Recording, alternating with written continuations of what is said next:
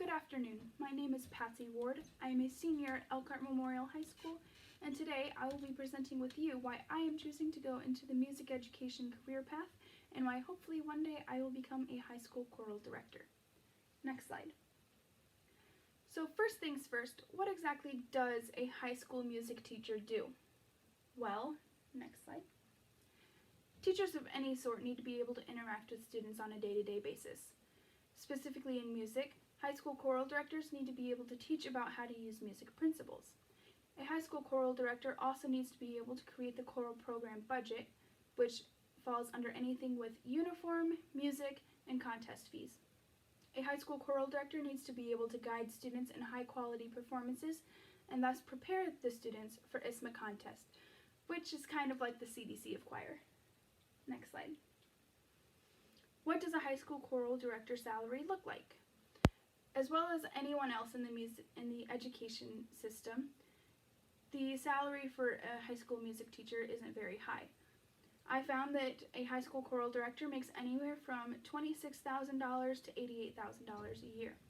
However, in an interview that I did with Josh Wren, the head choral director at Elkhart Memorial High School, he said that one going into music education should seek passion and not financial abundance. Next slide. So you might be thinking to yourself, Patsy, why go into a field where you're not going to be making a lot of money? However, I tell you that music is capable of making change. High school students also need teachers who care. There are way too many teachers in the world who don't care about what they're doing, and teachers impact the world. Students need to have people that they see have passion for what they do. Also stated by Josh Wren, music is something that needs to be taught and well nourished so that students enjoy making music. Next slide.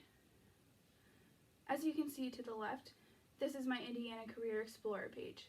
The top result is performance and direction based, which is very important for someone who is wanting to teach.